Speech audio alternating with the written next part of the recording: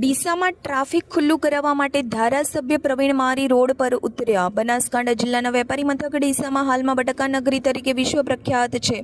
જેના કારણે હાલ બટાકાના ટ્રેક્ટર ભરીને જતા સ્ટોરમાં હાલ ડીસાના મુખ્ય માર્ગ પ્રસાર થઈ રહ્યા છે, જેના પગલે હાલ ડીસામાં ટ્રાફિક પ્રશ્ન પેચીદો બન્યો છે। ત્યારે હાલમાં ધોરણ 10 અને 12ની પરીક્ષા ચાલુ હોય, પરીક્ષા આપવા માટે વિદ્યાર્થીઓ હાલ સર્કલ પર પસાર થતા અહીં ટ્રાફિકના કારણે વિદ્યાર્થીઓ સહિત વાહન ચાલકો હેરાન પરેશાન થઈ ઉઠ્યા છે। ત્યારે આજે જલારામ સર્કલ નજીક રામાપીરનું મંદિર હોય અને આજે બીજ હોવાના લીધે ભાવિક ભક્તો સહિત અનેક લોકો આ ટ્રાફિકમાંથી પસાર થવા માટે મજબૂર બન્યા છે। ત્યારે ડીસામાં શહેર ગીચતા વચ્ચે ટ્રાફિક પ્રશ્ન ખૂબ જ પેચીદો બન્યો છે, જેના પગલે આજે ડીસાના જલારામ સર્કલ નજીક પસાર થતા વાહન ચાલકો તેમજ વિદ્યાર્થીઓ આ ટ્રાફિક જામમાં ફસાયા હતા,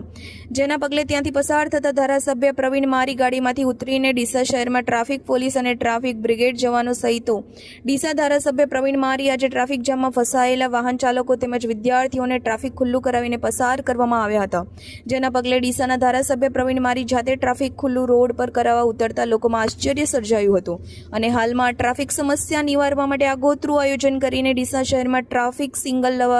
લગાવાઈ શહેર કાયમી ટ્રાફિક મુક્ત કરવામાં આવે તેવી વાહન ચાલકો સહિત વિદ્યાર્થીઓ લાગણીઓ સાથે માંગણીઓ કરી રહ્યા છે। Reporter Rakesh Thakkar, DT news live 24 Deesa, Banaskantha. Akhil Bharatiya Vidyarthi परिषद ડીસા નગરમાંથી અક્ષયભાઈ શર્મા। આજ વહેલી સવારે હું જ્યારે ગાયત્રી મંદિરથી જલારામવાળા રોડ ઉપર જતો હતો ત્યારે મેં ટ્રાફિકનો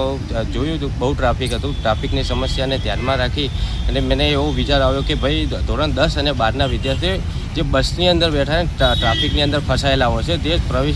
પરીક્ષા સેન્ટર સુધી સમયસર પહોંચી શકતા નથી અને જો આવી સમસ્યા રહેશે તો વિદ્યાર્થીનો જે અભ્યાસ છે એનામાં છેડા થાય એવું લાગે છે અને જો આ પોલીસ પ્રશાસનને આવું કહેવામાં આવે છે મારા દ્વારા, જો કે આ ટ્રાફિક ના થાય ને વિદ્યાર્થીઓ અડચણમાં ના ફસાય એવી તમે તૈયારી સાથે જો ટ્રાફિકના નિયમો હોય એના આધીન જો રોડ રસ્તા હોય ટ્રાફિકની સમસ્યા ના થાય એવું આગ્રહ કરું છું।